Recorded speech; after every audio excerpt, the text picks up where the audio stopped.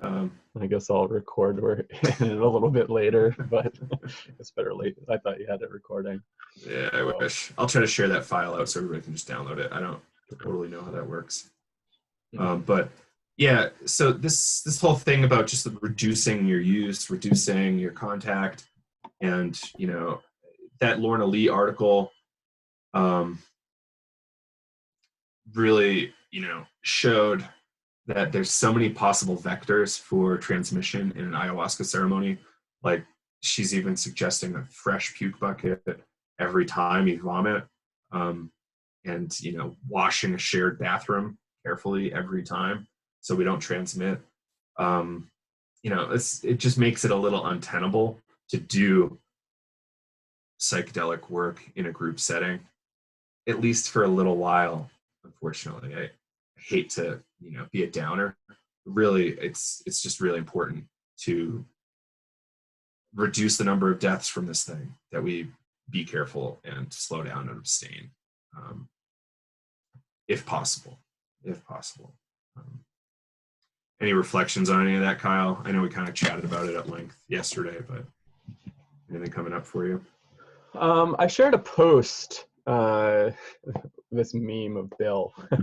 Bill wants to travel, but Bill can also do some psychic traveling. So I posted that on Instagram. And, I was just like kind of really reflecting on, I guess, this whole self-quarantine thing, and just kind of like being inside. And what I wrote on there was, it kind of sucks not think about going out, but it could also be a really great time for us to do a lot of like self-reflection. And I feel like in a sense this whole thing is somewhat psychedelic, thinking about like the set and setting and where are we, and to really kind of sit with all this anxiety and uncertainty that's coming up, and how do we try to make the best of it. It's really hard, and I think it's bringing up a lot of different emotions for a lot of people. I know for me, being immunocompromised, like definitely a lot of different things just coming up in my psyche of like, what the hell is going on here, right? And then just seeing the reports, and I was just reading a report from a doctor in Berlin how this is like really causing a lot of damage to even people that are young in their lungs. And that's really scary. So also, yeah, just really kind of taking this time to take some extra precautions. I like to think about this as like more of like a process, right? We're all in this together, and it might suck to maybe do some social distancing, but thinking about the whole larger organism, like how can we all kind of play a part in that to keep it going. Absolutely. I've been thinking about this a lot lately too. It's the whole world slowing down, which never happens. The U.S. slowed down on 9/11, but this is probably the biggest global slowdown, probably since World War II or World War I even. So, yeah, what does this mean? Now we all have time to sit with anxiety and stress and our friends and family. And what happens? I've been taking the time to scan old photos that I've really just needed to get digital and clean my house and all this stuff. And that's kind of interesting, right? Like, we have time to finally catch up on stuff that we've never really had time to catch up on. And hopefully we can use this time to, maybe you want to study chemistry and become a chemist. You've got some time. You could probably do that for free online. You could become, probably work towards something like a bachelor's in psych if you wanted. So a lot of things you can do, including just meditating and reading.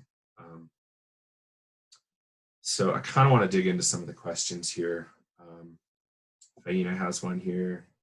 Does the use of psychedelics compromise the immunity of a healthy adult? In other words, if used safely and recreationally, is it best to avoid use now in order to stay healthy? So a couple things. I think I saw a post the other day suggesting that LSD and mushrooms could have a really, really slight detriment to the immune system afterwards. Like, I don't know anything about that, and this is just rumor. I don't really, want to say, yes, absolutely, it's going to compromise your immune system, but your immune system might take a small hit, just like maybe you didn't get enough sleep the night before. If you're self-quarantining, you're probably fine. If you're keeping social distance going, it's probably fine. I don't necessarily recommend it. If we want to go set and setting, like our collective psychic set is pretty rough right now. We're dealing with a lot of stress and a lot of, uncertainty. And psychedelics can really amplify that for you and potentially super freak you out. So really something to just be careful with, and, perhaps, don't go there. So I just dropped a link in the chat about an article about psychedelics and immune response. So yeah, definitely check that out. Talking about anti-inflammatory effects of psychedelics, especially for like chronic disease. But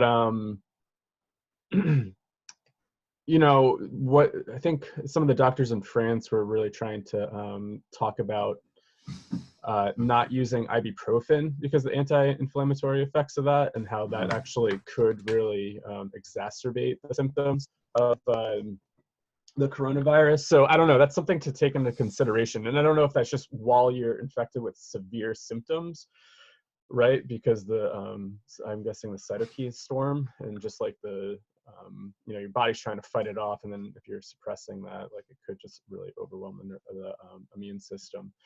So I don't know, I'm not a doctor, so it's hard to talk about immune responses and stuff like that, but definitely check out. I've given doctors a lot of money. When I was doing my stem cell thing, I was not allowed to have ibuprofen because the white blood cells that were responding in conjunction with the stem cells didn't like that. So like there's definitely a lot of reason to avoid strong anti-inflammatories if you don't need it. If you're in pain, take ibuprofen. My girlfriend had really bad back pain. She started taking ibuprofen, her back felt better. So, don't kill yourself around this stuff. Cool. So do you want to pick one, Kyle? Sure. I just want to highlight something Francesca said about let's drop the word social distancing in favor of physical distancing. I like that, right? We're not really socially distancing ourselves. I've been trying to connect more with people, just giving some friends calls, just checking in with folks, seeing how they're doing. So yeah, that's a great term to probably adopt, is physical distancing versus social distancing. And actually, it was really interesting. Somebody in my cohort from grad school posted in like our alumni group, we're in mental health, especially with a lot of the somatic and neuroscience stuff, is like we're really kind of trained about relationships and how, we're social beings and we need to be in relationship with people, and some of the healing happens in relationships, and just that idea of isolating, right? What is the impact of isolation on the immune system and overall health? Some reports suggest that loneliness and isolation is sometimes worse than smoking 15 packs of cigarettes a day, right? And so, yeah, even though we're physically distancing ourselves, how could we also be socially engaged too, reaching out to people using technology like Zoom, or just if you want to see them face to face. So yeah, thanks for pointing that out. It's important. Next here, are psilocybin mushrooms at all beneficial to immune function the way that other medicinal mushrooms are? Reishi, chaga, turkey tail, or cordyceps? It's not known, Sarah. We know, we're specialists in psychedelic effects, not really the immune effects. As we were talking about before, it's kind of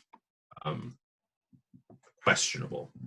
And we've seen some stuff around that. Next here, John from Cincinnati. Do people in Narcotics Anonymous, Alcoholics Anonymous stay away from psychedelics? In other words, does using psychedelics constitute using? That's a complicated question, John. We're actually trying to do some work on this, and there's a lot of people doing work on this out there. Some people say no, some people say yes. It's certainly a lot less harmful to do psychedelics than be a hardcore alcoholic, but there's also risks and harms that can come from psychedelics too. Chris was asking, so are you suggesting that with all the mounting anxiety about the virus, people should not do psychedelics?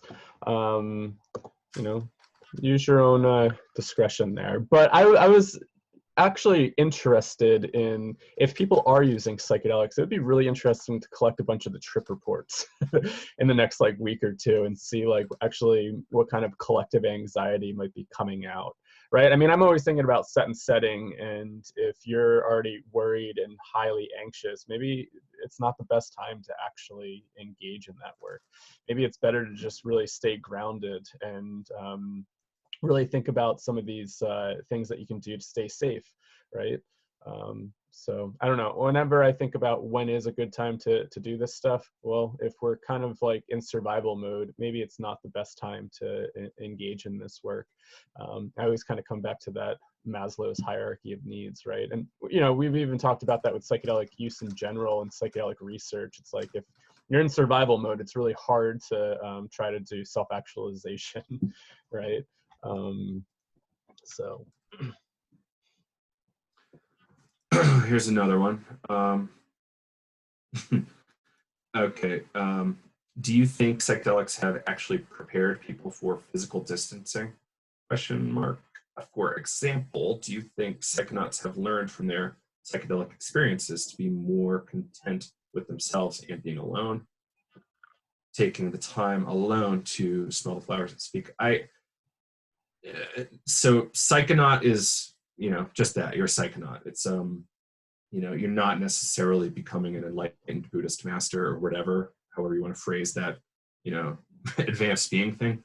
You just love surfing the waves of the mind, the psyche, and you know, you go back at it again and again. Like it isn't necessarily the case that a psychonaut is developing spiritually or intellectually or emotionally. So it's a really tough I don't know, like some people are using psychedelics to develop themselves. Other people's are not. The term psychonaut isn't really necessarily the bridge between those two groups. I don't know what term would be. I don't know, Kyle, anything on that? Can you read that question again? Psychonauts being ready for social distancing. Are they actually prepared more so than perhaps the general population? You know, maybe. I guess it depends on how you're defining that term, psychonaut. You know, is the festival goer that's really social identifying as a psychonaut and they're not doing this in isolation, versus maybe quote unquote true psychonaut is, you know, doing 5 grams in darkness by themselves and they're a little bit more comfortable with themselves. So I guess it's, I don't know, a little nuance on how is psychonaut defined. And I think maybe it really comes back on the person's personality, right? Like, how do they operate in their day-to-day life?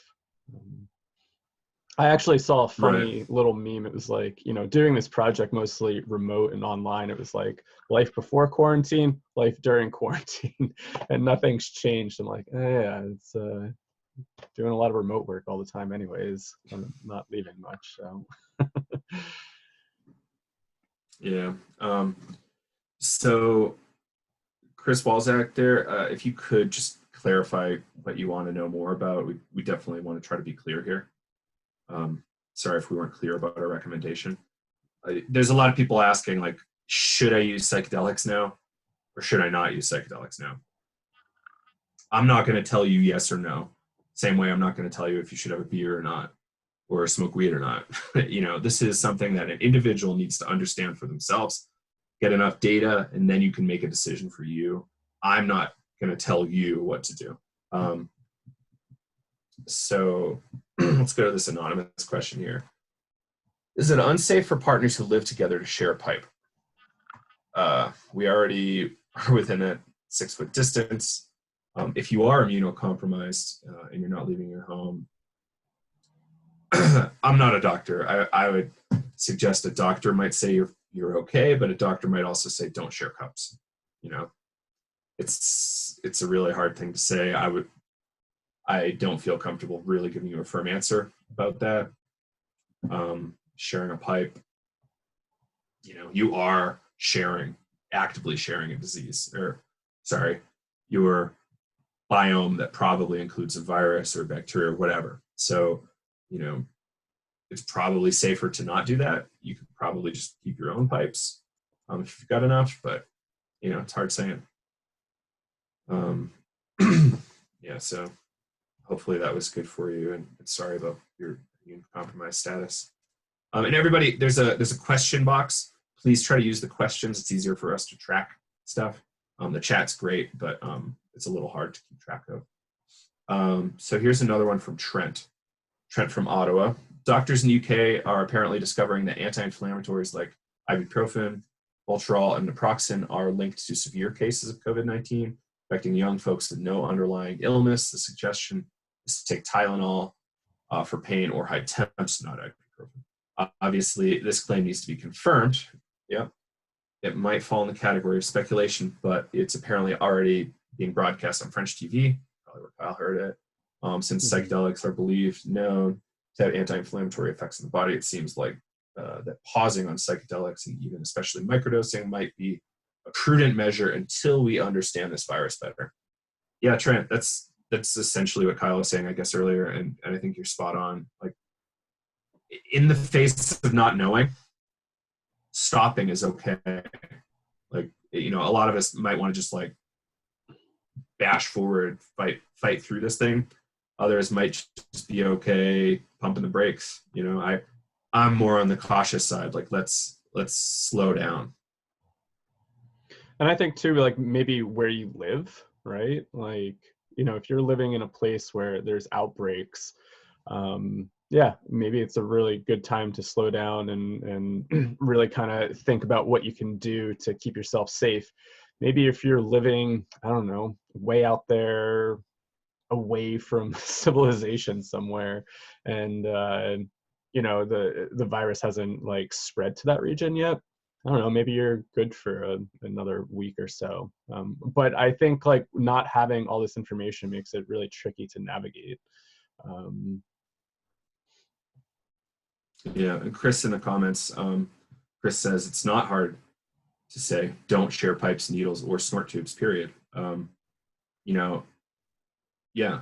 The only qualification here, Chris, is that they're already probably sharing a bed, sharing food utensils and other stuff. So it's, yes, you're right, but also in the context of them being in a partnership, it's a little different. But, you know, I would, you know, when my girlfriend's sick, I don't share cups with her. So, yeah, like that's just a general thing. But, you know, you have to feel it out, and it's probably better to just have your own pipe. Oh, man. Really interesting here from Francesca. Quarantine for 2 weeks. Roller coaster emotions and mood, detached body and mind, very hard to grasp the ground. Yeah. This is probably what happens when monks go into meditation for months at a time. Really weird stuff can come up. And it can be really, you know, stressful, interesting, ecstatic, terrifying, all that. So that almost like brings up a question for me of like, what are people doing for self-care, and how are you staying grounded? What are you doing to take care of your own, you know, physical being too, right? To help modulate some of that stress that's definitely going on, that anxiety. I know for myself, I am thankful to live a little bit out in nature, so I've been able to get out and walk around and not really be exposed to too many people on really nice days. So that's just been really helpful to get out there. But the other day I found like 4 ticks on me, and I was like, I don't know what I'm more afraid of, Lyme disease or coronavirus. But you know, it's always around us, everything. But you know, trying to do some yoga, have some weights in the house here, so just been trying to do that, just to keep my body physically activated, which is hard when, you know, you're kind of maybe locked inside, and you know, we're all maybe Netflix and binging, or you know, or maybe just trying to catch up on work. And now it's like, you know, like yesterday, I think I was trying to just catch up on all stuff until like 9-10 o'clock, and I was like, whoa, I need to actually get outside. And I took a nightly walk. So yeah, I think it's really important to find some good self-care practices during this time, and also to keep your body active, so you're keeping your immune system up as well. So you might be able to answer this one, Kyle. What can, well, I'll start and then I'll let you finish. So what can psychedelics offer to mitigate and ameliorate the corona crisis? Can they inform interventions, for example? And what role does shamanic indigenous knowledge play? So I think, if the drug war didn't happen and we had creativity centers where people working to solve problems could go use psychedelics to do problem solving, yes, I think that psychedelics could be used to inform interventions.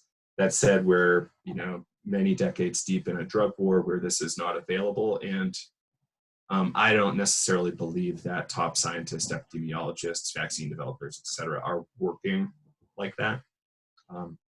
Though for future pandemics, that could certainly help. So perhaps that's psychedelics for national defense, or, whatever, national security. Paul Stamets does mushrooms for national security, with a lot of his host defense products that really help the immune system. I wish they were responsive or not. But, that's kind of it on the interventions. But Kyle, do you maybe want to speak to what role just the shamanic indigenous knowledge might play? Yeah, somebody else, I think Nicole, commented way back here a little bit ago. It's like, maybe this is the best time to do it for alternative views on things. And when we think of crisis and creativity, and you think about the people that have stepped forward to talk about their psychedelic use, Carrie Mullis, for example, and Francis Crick with the DNA, right? I never, I guess, really officially came out to say that, but there was some speculation that he said that in an interview that somebody published, and said never to publish this. So, but yeah, maybe this could possibly lead to new creative ways of approaching things. Have no idea, right? Kind of coming from that shamanic perspective. Yeah, I mean, if you're thinking everything has spirit, and it sounds a little woo-woo, and I've definitely I go back and forth about this, of being This really is just how you have to answer this kind of question. It's gonna sound that way. So yeah. Hold on, everybody. Yeah, because I like to be grounded in science and this and that, and but also thinking about that shamanic approach of if this virus has a spirit of some sort, could you go inward and kind of talk to it and see maybe what it wants, right? I've been seeing a lot of people talk about things online, how this virus is helping us to slow down, and when I think about more bigger system theories, you know maybe this is almost kind of like an immune response to us to really slow down from this larger organism that we live in, the earth, right? And could we go into these internal dimensions and have an understanding of maybe what this time is asking for us, as a species, and if you believe that we're part of this living organism on earth, and maybe when we do go into these dimensions, there are these kind of spirits that we can communicate to, maybe there is a huge lesson here from that shamanic perspective. But yeah, it's a tricky thing to navigate, right? Because it's this thing is getting people sick, and there is kind of this metaphysical aspect that sometimes I think about, and I know other people think about as well, thinking about more larger macro perspectives here. And I don't know, thinking about we're doing this course with John Cobb in process philosophy, and just thinking about how we're all in process, right? And how are these things informing us, and how can we be in relationship with these processes? I think when I read some of Whitehead's stuff, it comes off to me as very shamanic, in the sense of what is an experience, right? An actual occasion, and how can we be in relationship with experience? This virus right now is a actual occasion that's happening, right? And how can we be a little bit more in relationship with it at times? So yeah, I don't know. That was my little rant there. Paul has an interesting comment here in the chat box. I had a precognition regarding Italy a few weeks ago, taking 4 dried grams of Bensis before the virus broke there. Incredible, really, a shadow entity just kept drawing my attention to Italy. Yeah, like I have, precognition and future stuff. Very interesting. I think there's like a lot of possibilities for the future, and sometimes possibilities in the future might echo back into the present. I don't know how that really works, but yeah, there's some really interesting stuff with precognition, and especially with people who are serious shamanic practitioners. Grace says, this is so shamanic. I started having visions last year of the virus and recognized it immediately after seeing photos of it this month. I've had many precog prophetic visions and dreams over the year. Yeah. Oh, Stephen, very cool that you're in the class too. It's pretty interesting. Chris, you're asking about a retreat in Jamaica. I don't really know about any retreat in Jamaica currently. Oh, that last one with OLP. Yeah, apparently went great. Nothing really more to report on that one. Next here from Solomon. Imagine this being a pilot run or initial global crisis of this type and relating to a future psychedelic community or Sangha. Can you envisage having distributed communal experiences via technologies such as these and more evolved as we go along? Disembodied consciousness at a distance. There's a lot of literature from people who are really deep in Buddhism, Western esotericism, and other spiritual practices where there is shared communication and consciousness at a distance. That's something that's kind of locked up in a religious tradition. Maybe is the answer, I guess. I would love to see that kind of thing become more democratized, less esoteric, more systematized, not necessarily making it less of a religious thing, but there's a lot of reasons why that might be helpful. But also, given the amount of effort you might have to put in, Zoom is pretty cheap for face-to-face communication. Same with Skype, FaceTime, whatever. So BC says here, I'm old with medical issues. If I catch the virus, I'm a goner. Had to venture out today for food. Impossible to keep physical distance from customers. Yep. I've been microdosing at 50, is that 50 milligrams? 0.05, I think so. That's cubensis, psilocybe cubensis, to overcome anxiety and severe fear of death. It's not working. Would increasing the dose help? I've never learned meditation. Can you recommend any quick tutorials? I'm terrified of death. Always have been that way. Any suggestions?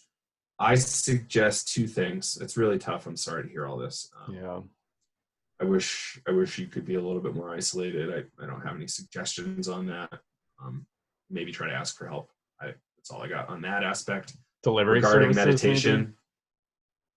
There's definitely some delivery services, and I'm surprised that hasn't really organically developed yet. Some sort of like community-based peer support thing where people can just drop cans off at people's houses. So meditation, meditation's great. I would start with the Wim Hof method.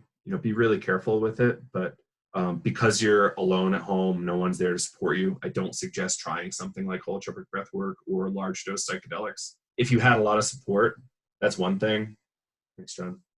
But you don't. You're in lockdown, you're in a scary scenario. It's probably not the best move to increase your dose of psychedelics. Perhaps stopping might not be a bad move. But yeah, the Wim Hof method is a great way to do breath, movement, and meditation. As for meditation, there's tons of different kinds. Easiest thing is probably to grab an app like Insight Timer, or there's tons of different meditation apps. You can just grab one of those and just try to work through it. Does anybody have any meditation apps they like? Is there one called Headspace? That's one. Yep. Sound right? Mm-hmm. Yeah, the Headspace app is actually really nicely designed. I was using Insight Timer for a long time, but I haven't for a long time, and that Headspace one's really great. Mm-hmm. And in BC, maybe start journaling. Mm-hmm. It's really good to just get reflections on this stuff. Yeah. Anything on this one? Death anxiety is a really tricky thing, and I come back to like, what is our relationship to death, and maybe just examining that. It's been really interesting for those who have followed our project for a while. I'm sure you've heard me talk about my near-death experience many times before. But it was really interesting when I went to Solterra to have this session where I started processing the fear of dying, and that really illuminated so much of my process, because whenever I talk about my experience and talk about dying, I always talk about how blissful and beautiful it was. And during this last session that I had, it really uncovered I actually sometimes have a lot of fear of it. And the fear is mostly around time, and which comes back to how am I living? And necessarily it doesn't really make me afraid that I will die, or what death is, because it felt like I knew it before. I've done it many times before. But for me, the fear is more time. How am I living my life, and am I spending my time how I want to spend it until my time is up? And so I come back to that pretty often. How am I spending my time? And am I enjoying spending my time how I spend it? And if the answer is no, then maybe that's like why the death anxiety comes up, because death is constantly on my shoulders saying, hey, it's going to come one day, and what are you doing? And so this is something I contemplate every day, and sometimes it is a little overwhelming at times, but I think it's really hard to shake off once you've had such a close encounter with death like that it really informs a lot of my actions. But to really kind of sit with it, it's really uncomfortable to sit with, but I think I always come back to this this quote: how we prepare for death is how we live our lives, and how we live our lives is how we prepare for death. So, if there's something off there, like, how can you maybe start to make adjustments and get a little bit more in alignment on maybe how you want to be living a little bit more? And I know a lot of my death anxiety comes back to how I'm living. So I don't know, maybe some things to consider there, and do some journaling, doing some meditating on there. Yeah, absolutely. It's always scary. And there are telehealth options. Like, you can, in many states, get free telehealth right now. So just getting a therapist to talk to, in this kind of a context here, in person is better, but, telehealth, you got to make do with what is safe. Yeah. So Nadine here, what do you think about using psychedelics in terminal conditions, knowing you are going to die from the virus? Would they help ease the fear of death and embrace it? If I am familiar with dying, do you think it would be appropriate to recommend it? Or if I have a familiar dying? I don't know, Nadine. I would really steer away from it, because it's very difficult to control set and setting in a dying person's life.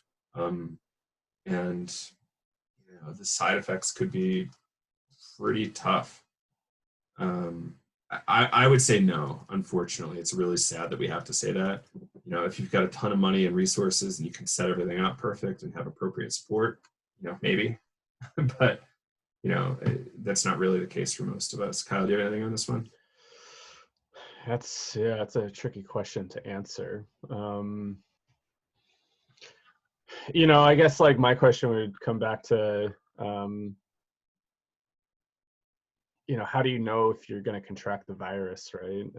I think there is something there to try to face some of that anxiety, but as Joe's saying, like, set and setting, and I don't know. It's a really hard question to answer. I think it's a very personal question, right? Yeah, absolutely. And try to do no harm. Yeah. It's sometimes we scoff at that because there's like risk and it's worth taking risk. But if somebody's dying, like, it might not be worth taking that risk, especially if you're not a doctor or super well trained or anything like that. Yeah, well, Carl there just made a good point. I mean, this popped in my head too while I was saying this, but Aldous Huxley took LSD on his deathbed, right? Wrote a note saying 300 notorious psychonaut and intellectual, and Yeah. he loved LSD as much as anything. So like, that's a different scenario to like a naive user. Well, and it'd be amazing if we could all get to that point. But go ahead. Yeah, and like something I think about, like when I was, I mean, my near-death experience is a little bit different of like acute trauma, but you know, thinking about like the death process in itself is psychedelic enough. I don't know if I would necessarily want to go, I don't know, die going into that space, but maybe. I think there is also something really interesting about just being with that experience that was highly psychedelic enough than trying to, you know, also include a substance into that. But yeah. Because I always wonder, I'm like, I wonder what like Huxley went through during that experience. Like, it must have been It was probably awesome. trip. Like, yeah. if you're familiar with LSD and you love LSD, like, it's probably most of the time going to be good to you. There's obviously scenarios where it can go bad, but you know, I think he had the right thing going. He had a really good spiritual practice, healthy spiritual practice, and intellect, and so he was essentially ready for that. Yeah. DJ and Lewinsky, hi. I recently had a near-death experience, and Kyle has it down. It's what did I not do that I should have? What did I not do that I should have? Or who am I going to leave behind? Did I take care of them, or say what I needed to say? And this is like a lot of what happened on my only ayahuasca session. I've done plenty of drugs, but ayahuasca only once, and that was this fucking roller coaster of terror, ultimate terror, most terror I've ever felt in my life. And that was essentially like a lot of what it was. Was just this: did I do everything right? Did I love people enough? All that kind of stuff. And Jane, thanks for saying that, and hope you're doing well. Yeah, thank you. Nicole here, isn't the Right to Try Act specifically aimed at those who are dying or in the dying phase? Do you see a place for that here? You know, cancer is a lot different than this virus. So if you're, you know, got a somewhat terminal diagnosis in cancer, like that's a really different scenario than having respiratory distress, fever, coughing, etc. When people are going to die from this, they're very, very sick. And I don't think that means they're in a good spot to be using psychedelics. So I would be really careful around that. I don't think it's really a good move. Theoretically, physicians could prescribe this. You know, we had that one case in Colorado where somebody was prescribed psychedelic mushrooms by a doctor under the Federal Right to Try Act. Super different scenario. That person had a few, you know, painful, but, you know,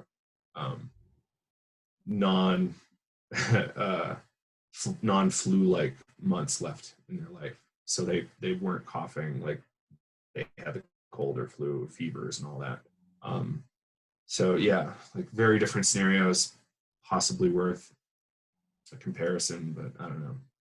Yeah, again, it's probably not ethical to be giving people who have a hardcore fever and are sick this stuff.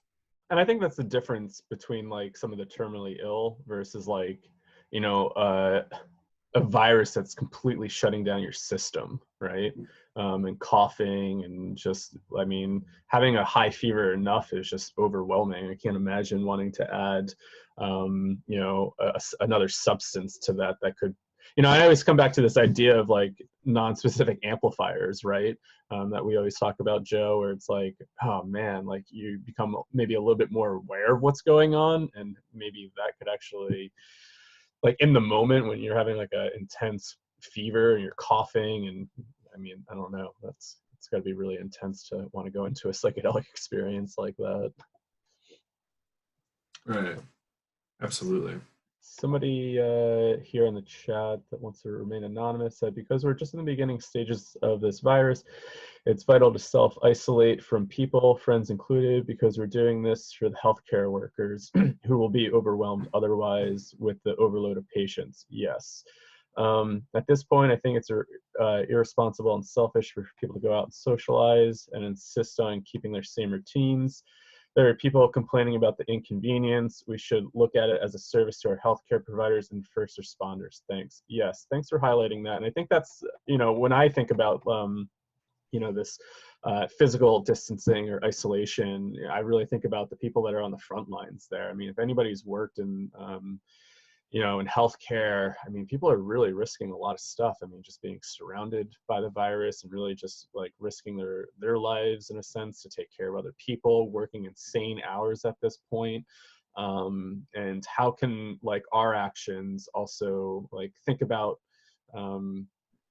being able to not overwhelm the system there. And I think that's the whole point of why we're trying to do some physical distancing, right, is to not overwhelm these systems where it could collapse and really just, yeah, it's not good. Italy is what we don't want to look like, where people are just dying in the hallway. So yeah, beyond that, I have a good friend who's a nurse. She thought she had coronavirus, went to go get tested. There was an inch of snow. So they said, oh, yeah, you're not going to get tested because of weather. Go home. Mm-hmm. And then the hospital administrators are saying, as long as you don't have a fever, come right back in. So pretty terrifying that even like the administration of hospitals is like, allowing infected folks to be the healthcare workers, but they're so short staffed that they really, maybe that is the best move. I'm, not a pro in that space, so I'm not going to totally comment that it's the worst, but if she isn't there, people could literally die. Like 20, 30 people could die a day, from lack of appropriate nursing care. So it's really hard math. And a quick stat, I remember hearing this epidemiologist talk about the virus and how it collects at a super high density at the back of the throat. And even before you're experiencing any symptoms and feeling sick, you can just, with your exhale, just be breathing this virus everywhere. Mm-hmm. It's like just coating surfaces and really, really disgusting. It's horrifically contagious. And I saw something on Twitter last night, some doctors just saying, well, looks like I'm going to get called in for like nearly 24/7 work in New York City. I don't have any, wife or kids or family really. Mm-hmm. So I'm just at the front of the line to be like infected, sick, and die, which is pretty terrifying. Again, we are early days here. We don't really know how this is going to play out in the US. We'll know a lot more in 2 days. We'll know a lot more tomorrow, really. But yeah, people who are going out and partying, it's really irresponsible. Like St. Patrick's Day yesterday, and there was people in New York like hanging out or going over. I think a lot of people just drove to Connecticut from New York and just going to the bars. It's like, what on earth are you doing? Like, don't you understand how horrible this is and how painful this can be for a lot of families? And it's an abstraction, right? And it's this we aren't really geared to understand exponential growth on things. And this is like certainly one of those cases where it's really hard for humans to understand. Yeah. The same way we don't really understand billionaires, we don't understand viruses like this. It's a really different thing that we're not equipped to really understand from the evolutionary perspective. Well, and it's like interesting too. I was thinking about this, like what have been the recent like pandemics that like really hit, Ebola, SARS, stuff like that. It seemed like it was more contained. Like I don't remember ever being super anxious about that. I mean, obviously I was like younger and probably really wasn't on my mind as much. But then thinking about like the Spanish flu, and just I think about like how much more prepared we are and the sacrifices that we're trying to take so things like that don't repeat. And just, back then they didn't have the internet where they're getting bombarded with so much information all the time, and like almost being able to communicate from countries and seeing how it's affecting other countries. Maybe that really spread a lot slower. And so I think even just in human evolution, like trying to take these precautionary steps just seems like, whoa, why would I do this? It just seems like really blown out of proportion. But I mean, look what happened during like the Spanish flu, right? Didn't have all this like technology to really warn us. And now that we do, it's, you know, almost feels like we're blowing it out of proportion at times, right? We're like, oh, this is just absurd. But I don't know. I think we're also trying to get ahead of it so things like this don't happen again. So another thing that Lorna Lee's article talked about is the psychedelic communities, um, the psychedelic world. I don't like to call it a community. The psychedelic world's kind of ease of buying into ugly conspiracy theories. So conspiracy theories are, you know, yes, conspiracies exist. Conspiracy theories are a dime a dozen. They're really hard to prove. You're probably just chasing your tail at a certain point with these things.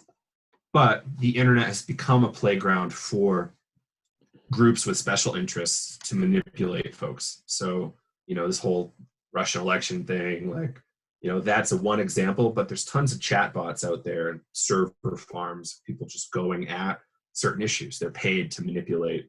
So there's a lot of fake stuff coming out from that kind of thing. Chatbot farms.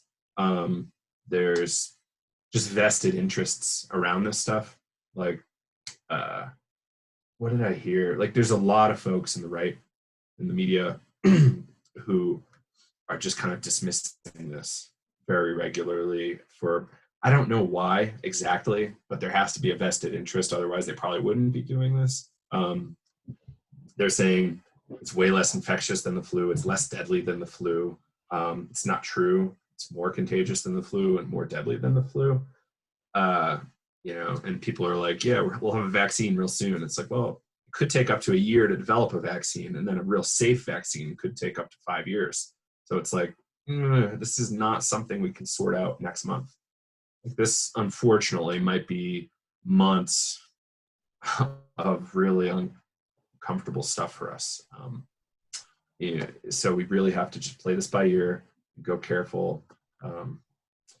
Yeah, it's tough. Yeah, some experts are saying months to maybe like a year, you know? Right. And then we just don't know enough, right? It could just go Drop between off, the northern southern hemispheres with the seasons. There's mutate. so much we don't know. Yeah, mutations can happen. There's a lot left on the table. We'll try to email you all some more resources to check out after this, and hopefully I'll dig in further. It's worth going to really knowledgeable folks on these topics, like top epidemiologists and people from the CDC and WHO are spreading truth that will save lives. So super worth doing that. Let's see, what else? Do we have any more questions or anything in the chat box? Because of the stock market. Yeah, true. Yeah, good point. Somebody was asking about herd immunity. I know the UK was thinking about maybe doing that, but I mean, I feel like that's risky because I don't know, from my perspective, I don't think we know enough about how the virus really operates, and wanting to just get everybody sick. I don't know.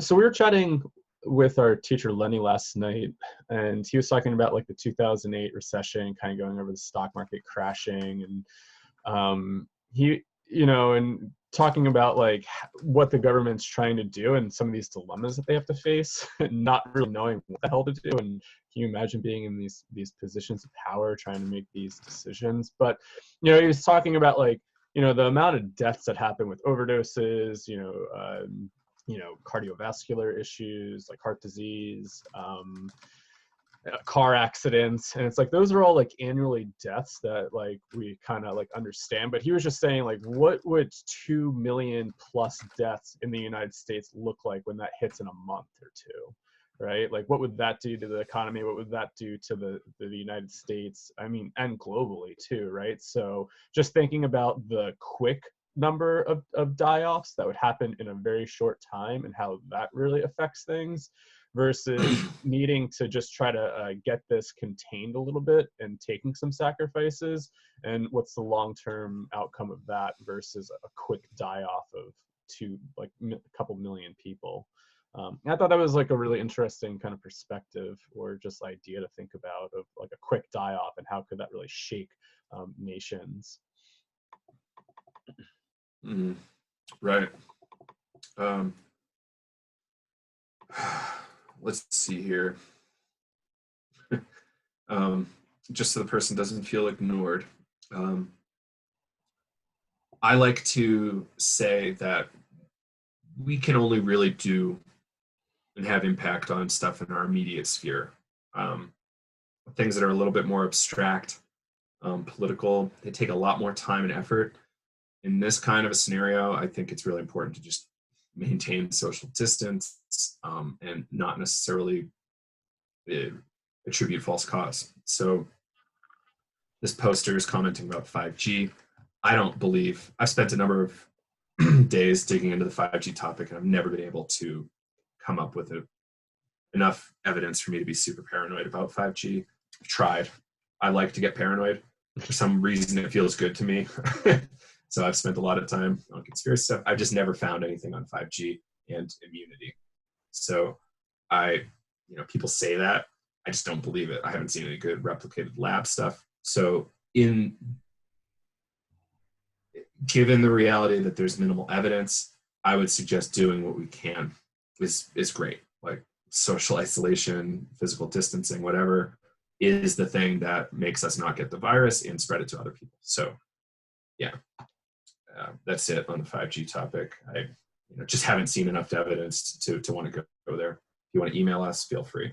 I'd be happy to look at it again, but it looks just kind of ungrounded. I'll probably just have to dismiss it again. Cool.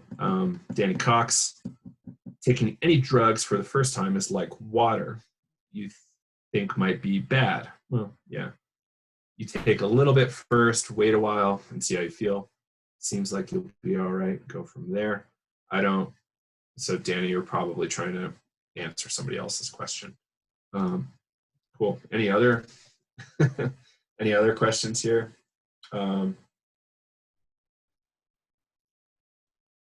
Yeah, it's really unfortunate. We've had to see a lot of conferences canceled, like and the Chacruna team had to cancel or delay their Psychedelic Liberty Summit.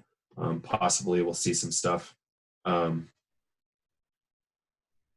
Sarah, send me some links. I'm happy to read.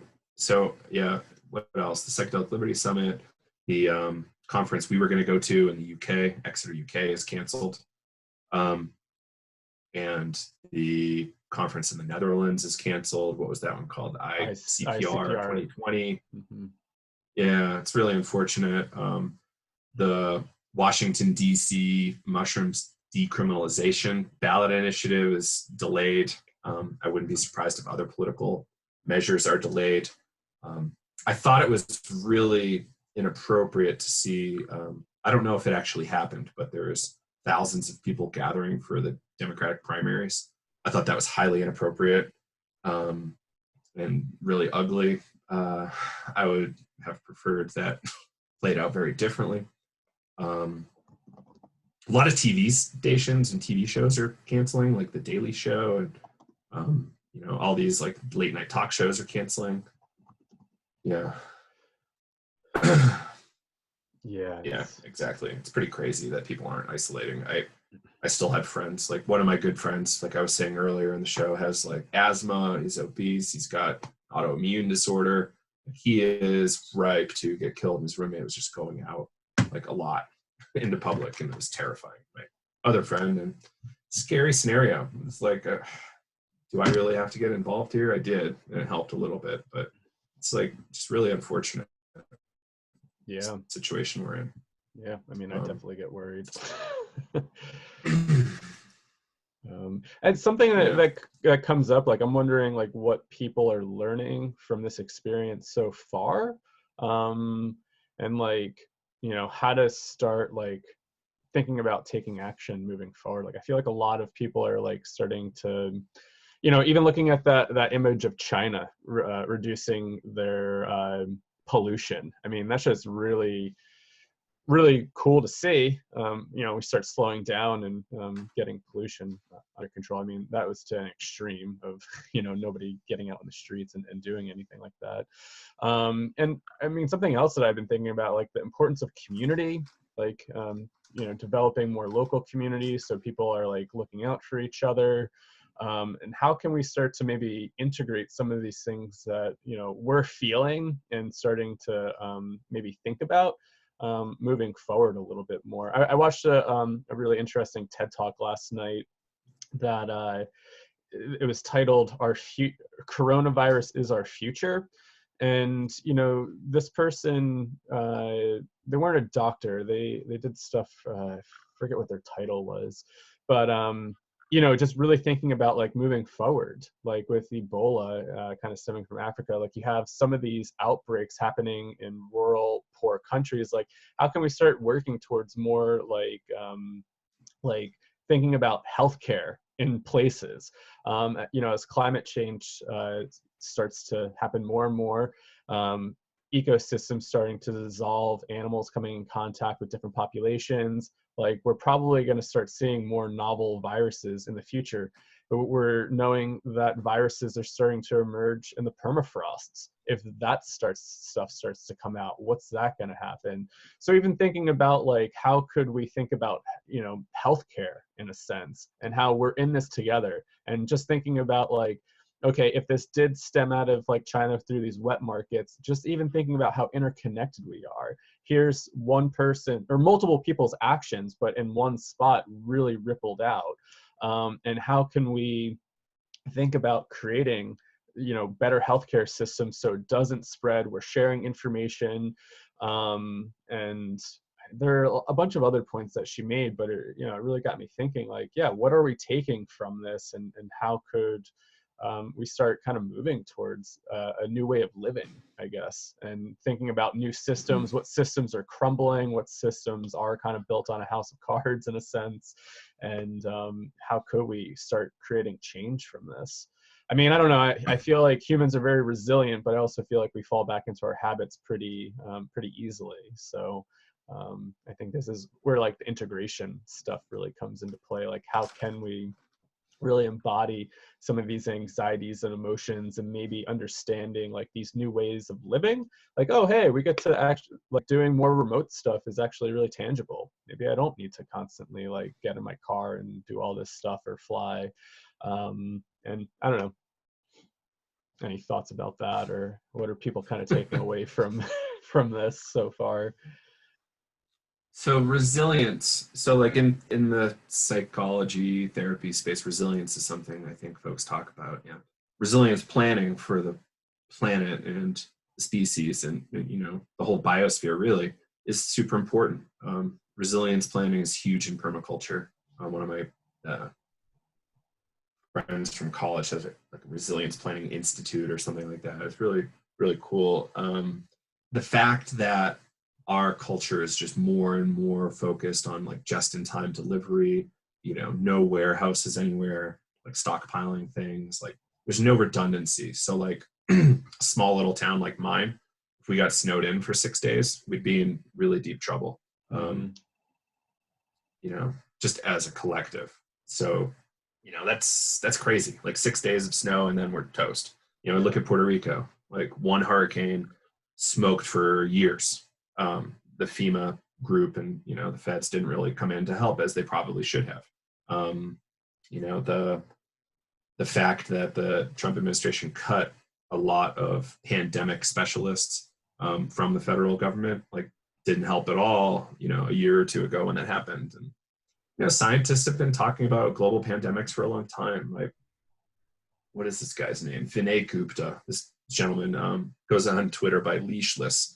But Vinay Gupta, he's like a global pandemic specialist, global disaster specialist that helps governments plan for all sorts of disaster scenarios. I think he got more into the crypto space recently, but he was on Joe Rogan years ago talking about like global pandemics, and it's just something that requires resilience planning. Like, how do we have multiple redundancies? everywhere. And, when this happens next, we can be more prepared. Like if over the next year we don't have a vaccine, but we can pump out a lot more equipment, we're going to be in a much better spot than we are today. Like I was told Vermont was only issued 500 coronavirus test kits, which is insane to me. It's right near, New York and Boston, and there's probably going to be plenty of cases in Vermont. So like, why only 500? It's because that's all there were. So really, really ugly. Yeah. More reason to decriminalize. People can't access their own community versus being in tourist centers. Yeah, like psychedelic tourism is great, but it's better if you can stay in your own home and not spend all that carbon, put all that carbon in the atmosphere. And yeah. Something else that came up, I was thinking about like watching the overwhelm of the health system and just like issues with our health system. Like how is, kind of like this corporate delic going to play out as well? Like, very expensive treatments with psychedelics. And I mean, just like kind of what we're seeing here, things being overwhelmed or not having resources for healthcare, and just thinking about the future of psychedelic medicines. Yeah. So like, we're living with that right now with esketamine, right? It's a crazy expensive product, like hundreds of times more expensive than real ketamine. And, that's the future is here. It's just not equally distributed. We see a lot more companies coming into play, and they're going to be offering very expensive treatments. And, perhaps that's what market rate looks like. But what do you do? Like therapists need to eat, doctors need to eat. It's just the corporation is creating these structures. Perhaps a peer-to-peer model is better, where it's only a doctor and a nurse and a therapist, and you don't have the corporation taking a cut. But still, those people need to pay their med school bills and whatnot. You're no stranger to student loans, Kyle. It's like, how do we survive given this whole thing? I don't know. And how do we take this kind of like social work view where people have socioeconomic issues that get in the way of them finding appropriate treatments, or appropriate resources for help or whatnot? It's a tough balance. Some people are going to pay for the expensive stuff. Cool. Some people aren't going to be able to afford it. How do we solve that problem? I don't know yet. Democratization of everything, total systems change, total legalization, all that stuff would drop the price of people finding what they need. Yeah. Somebody asked a question here. How does our psychedelic consciousness raising impact this pandemic, and how do we approach it on a transpersonal level? It's a really interesting question.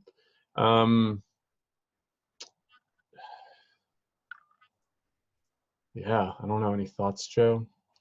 I guess like what I come back. One more time? How does our psychedelic consciousness raising impact this pandemic, and how do we approach it on a transpersonal level? Yeah, I don't necessarily have anything to say about that. Like as much as I love this stuff, I feel a little cynical when I hear something like that. I'm like, I've seen so many psychedelic users not experience or exhibit what I would show as kind of consciousness raising, or think is consciousness raising, but they fake it. So like the conspiracy theory thing I was talking about earlier, plus like the inability to see how dangerous this is for everybody, that can be exacerbated in psychedelic culture. It's tough. Yeah. Anything for you on that, approaching it transpersonally? I mean, I think like some of the things that I've been taking more of like this eco-psych permaculture type of sustainability. Like, what am I learning here about like community and how do we function together? It's not really in the transpersonal domain. I guess like transpersonal domain for me is like more in that shamanic spiritual level, and how are we approaching this stuff as possible spiritual matters. But then I guess I come back to death too, right? Like, a culture that's built on ignoring death and creating structures to kind of prolong it. And, you know, if we're kind of going into these states of consciousness, you hear so many people talk about ego dissolution and ego death, and I feel comfortable with dying now at times.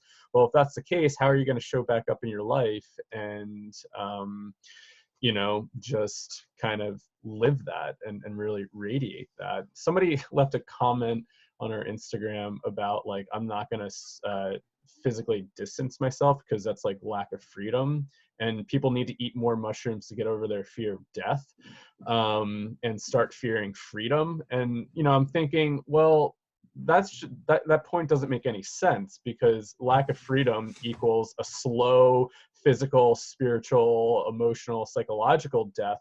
And if you're eating mushrooms to clear your fear of death, well, then, you know, leads to the same path, right? So kind of taking this more systems approach of saying, hey, we're in this together.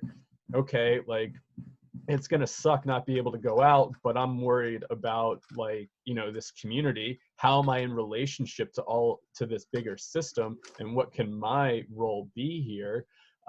Just because like my freedoms are at risk, like I'm also thinking like, what are our roles here as human beings in a species, right? Like sometimes I feel like we don't have roles and we're just like, oh, we can do whatever we want. We have so much freedom. But I don't know, when I think about nature, you know, like what if bees stop pollinating? You know, life would kind of cease to exist. What if like things just said, hey, I kind of don't feel like doing my task anymore, right? I mean, I guess you kind of look at that as like cancer and stuff like that, right? And it kind of has its own agenda at times. Humans, vines, and some of these other things are opportunists, right? Like we kind of get on a host and just like take advantage of it. Vines, for example, they climb up and you know, they end up taking trees down, not intentionally, but it's a consequence.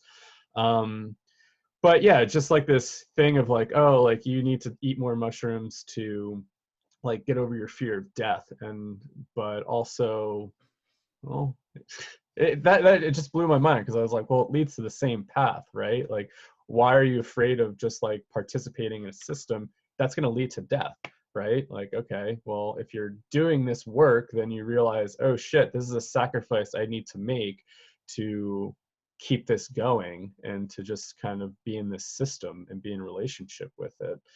So I thought that was a really interesting comment. Yeah. So hearing you say all that triggered a couple things for me. A lot of people are posting this meme like, should I eat 5 dried grams of mushrooms and communicate with the virus? It's like, you know, interesting. I used to run an occult podcast where I talked to a lot of folks in the Western esoteric tradition, and communicating with spirits is a big part of all that.